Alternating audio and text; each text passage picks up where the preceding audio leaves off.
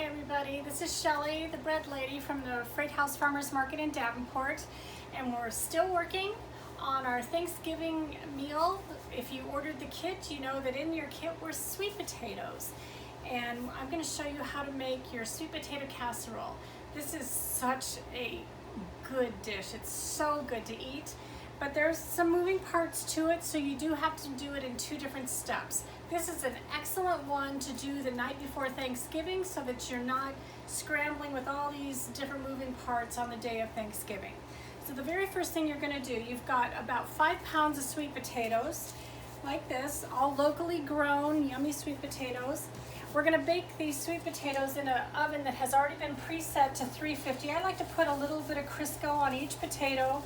It's not necessary, but it makes it an awful lot easier later when you want to peel these. Just wrap them in a little square of tin foil, each one, just a little bit of Crisco, just to make that skin really soft when we get ready to peel them. I'm going to wrap them up just like that, poke a couple holes in them, just like that, let them breathe a little bit, and then you're going to put these in an oven, 350 degrees for 1 hour. So I'm going to set these aside for right now because I already baked our sweet potatoes for this purpose, and I've got one left here that I have not cut open. So here's what they look like when they come out of the oven. I've unwrapped these. Let them cool for about an hour before you start to handle them. It's just too much to handle, especially if you don't have gloves. We're going to put gloves in your kit for you, and I would suggest this is when you're going to use them for this process. So you're going to start your oven, heating up at 350 degrees, so it's ready to go if you're going to bake it right now. If you're going to put it in the refrigerator for tomorrow, you're going to take it out of the refrigerator an hour before you're going to put it in the oven. And again, then you'll bake it at for 35 minutes at 350 degrees. So let's get started. First thing we need to do is we need to cut open our sweet potato. Look how easy that skin wants to just come off. Got our little garbage can here. You cut those ends off, and then they just start to peel really easy, just like that. Look how easy that skin comes off. Now if you don't put the Crisco on, it's going to be a lot harder to do this. This is why. Just cut those little ends off and the peel will just really fall right off. So there we go. And that's a good sweet potato. Just kind of chop it up, put it inside of there.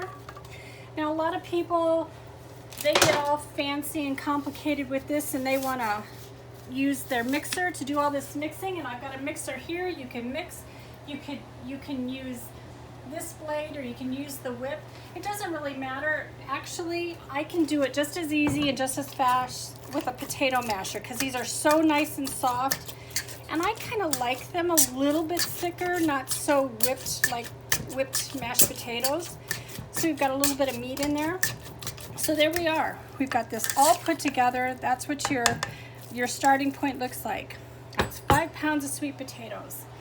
Now, here's our ingredients for this. You've got your country eggs that we got, locally hatched little eggs right here. We're going to use 2 eggs. We've got some orange juice, which is also put in your kit, brown sugar, nutmeg, cinnamon, flour, oats, and pecans. Everything that you see here, there's a little bit of our butter, there's some more of our butter.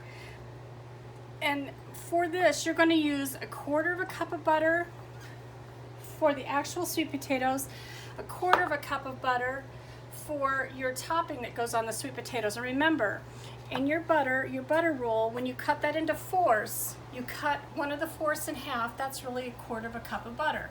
Easy way to remember that.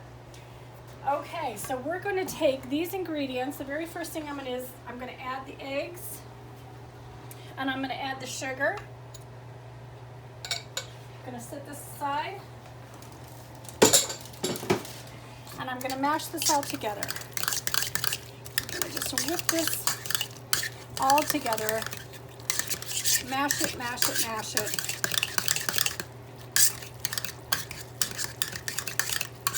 And again, you can use your hand mixer, you can use your stand mixer, or you can do it by hand. I just do this by hand.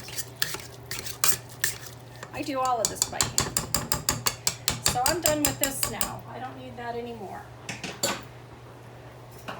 Now we're going to add the rest of our ingredients in. We're going to take half a teaspoon of salt, which was in your kit.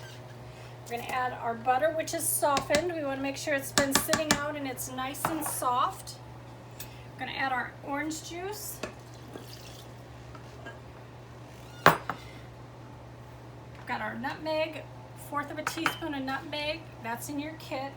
And this is 1½ teaspoons of cinnamon, also in your kit. We're going to stir this all together.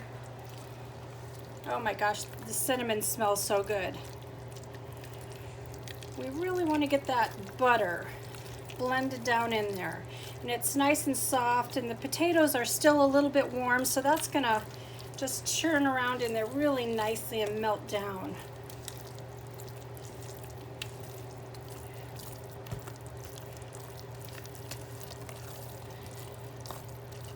Just keep stirring this until you feel like you've really got that butter blended in there really well.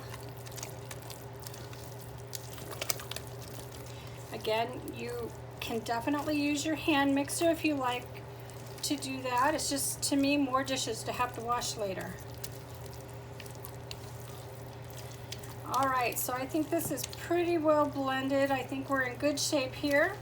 So now we're going to get ready to put this over in our baking dish.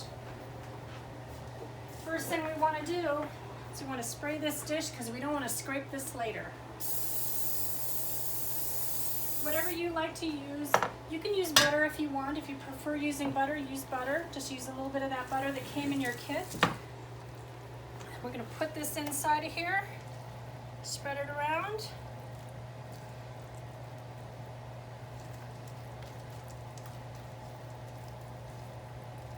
Oh my goodness, this smells so good. That nutmeg and the cinnamon.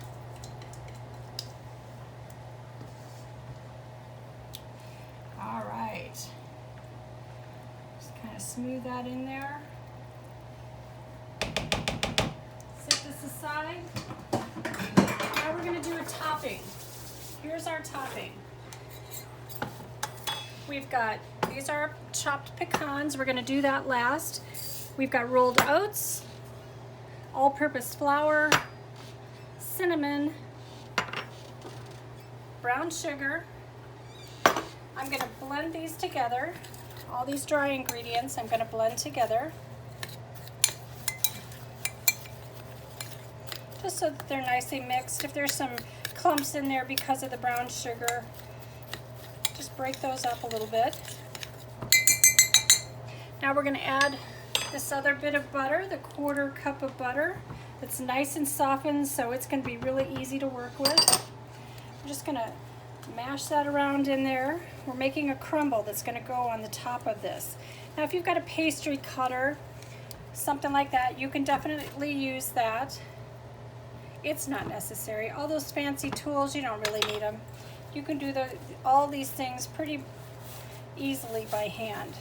You're just blending that butter in, making a crumble, kind of like the top of a coffee cake or a muffin. Just keep mashing that butter around in there to get this blended in as much as you can with that butter.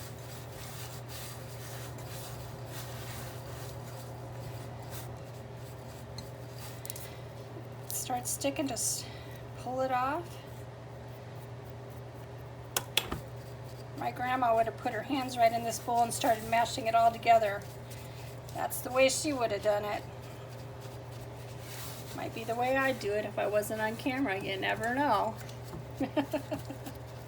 Anyway, so here we've got this all, it's pretty crumbly now. You can see how that makes a nice little topping. Now we're going to add our pecans in there.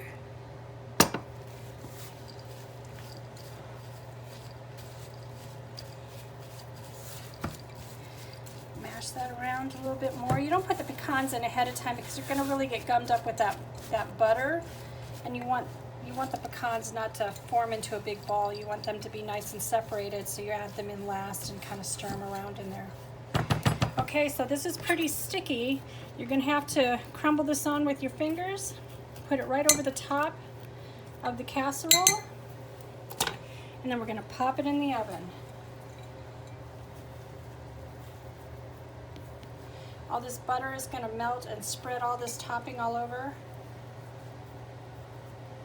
Now you can get this done to this stage and put plastic wrap on it, put it in the refrigerator, and it's all ready to pop in the oven tomorrow. The trick to it is, if you're gonna do it bake it the next day, make sure you take it out of the oven for about an hour, or take it out of the refrigerator for about an hour before you put it in the oven, because it messes up your baking time and the temperature if you put it into the oven cold. That's never a good idea. So there you go. Ready to go. We're gonna pop it in the oven for about 35 minutes. Our oven's nice and hot. There it goes, center of the oven. Enjoy.